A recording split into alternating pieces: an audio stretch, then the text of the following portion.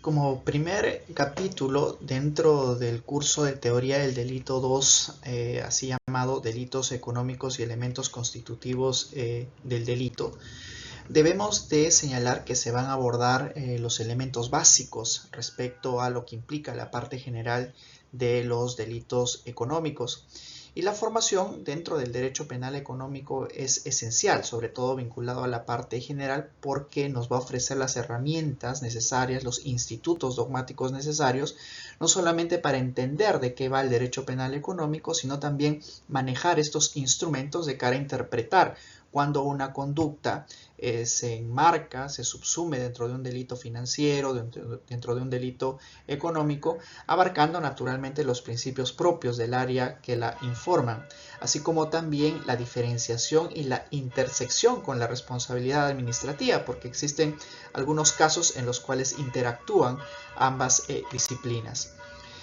Vamos a abordar la definición y alcance del propio derecho penal económico, es decir, qué debe de entenderse por derecho penal económico y que no está ligado únicamente a aquellos delitos que forman parte de este libro en el Código Penal, sino algunos otros que se han ido incluyendo de manera paulatina, como la propia responsabilidad de la persona jurídica. No obstante encontrarnos dentro del derecho penal económico, ello no implica de que debamos dejar de lado los principios básicos que informan todo el derecho penal, como por ejemplo el principio de legalidad, el principio de intervención mínima, culpabilidad, proporcionalidad, así como también la humanidad que debe de vincular a todo tipo de pena que se imponga dentro del derecho penal económico. También se abordará en extenso cuál es el bien jurídico en los delitos económicos, porque de ello depende también la garantía que implique la aplicación en los determinados casos de las normas que la informan. Y también, como no podía ser de otra manera, el derecho administrativo sancionador y el derecho penal económico, cuáles son sus puntos de encuentro, sus diferencias y las semejanzas que puedan concurrir. El derecho penal económico pues tiene como base de la cual parte todo su estudio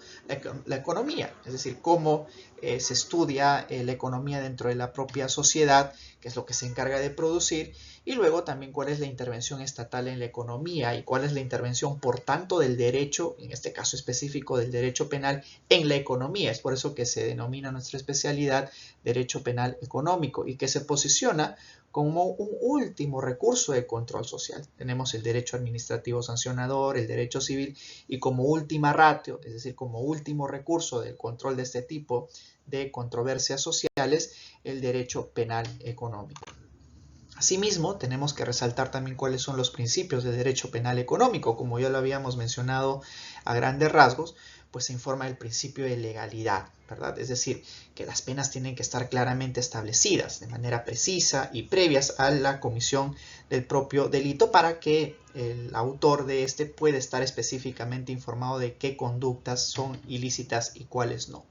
Pero una vez cometido el delito, también se debe de recurrir al principio de proporcionalidad. Es decir, que en los delitos económicos, por ejemplo, debe de establecerse o imponerse una pena en proporción a la culpabilidad, es decir, a la reprochabilidad personal de la comisión de este ilícito. Y también debe de responder necesariamente, así se trata del derecho penal económico, al principio de culpabilidad. Es decir, no solamente a la proporcionalidad, sino más bien a la valoración personalísima de cuáles son las situaciones socioeconómicas, personales,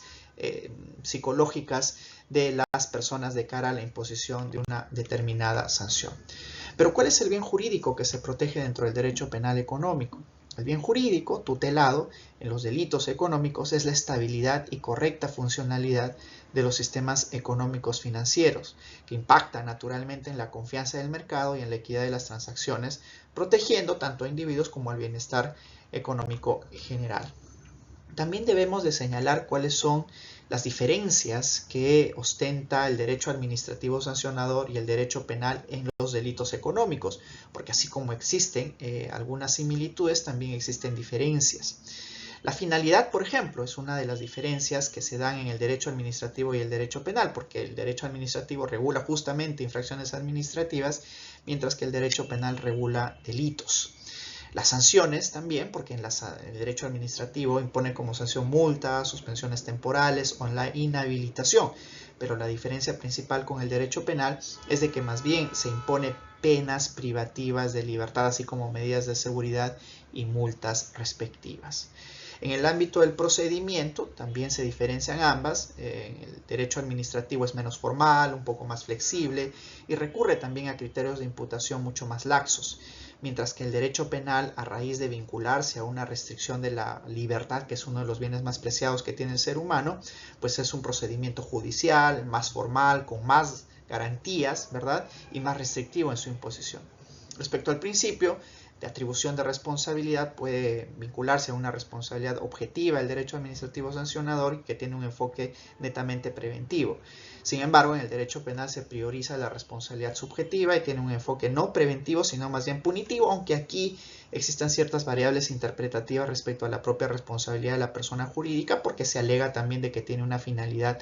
preventiva. ¿Quién es el órgano encargado de imponer estas sanciones? Pues en el ente administrativo pueden ser los órganos administrativos como los órganos de control, y en el derecho penal específicamente quien impone la sanción es el Poder Judicial, pero siempre a requerimiento de la Fiscalía. Los órganos de control en el ámbito administrativo puede ser, por ejemplo, la Contraloría, UEFA o algunas otras entidades que se encargan de fiscalizar este tipo de conductas. Pero en el derecho penal existe una estrecha colaboración entre la Fiscalía y el Poder Judicial, resaltando que en última ratio quien impone una sanción es siempre el Poder Judicial a petición de la Fiscalía. Existen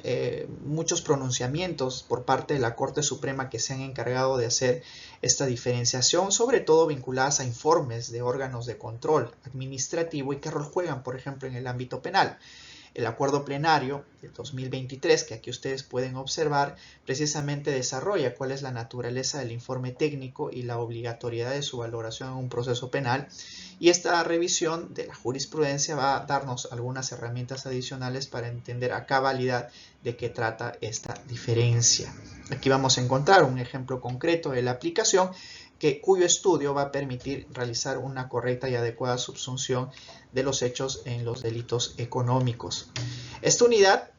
en conclusión, nos va a brindar una visión integral de lo que significan los fundamentos del derecho penal económico, destacando la importancia de los principios básicos, como hemos señalado, legalidad, ¿verdad?, el principio de reserva de la ley, entre otras, así como también orientarlas a la protección de un bien jurídico concreto y su relación naturalmente con el derecho administrativo sancionador, porque estas disciplinas son diferentes, así como también tienen algunas similitudes que ya han sido de desarrollo en esta unidad.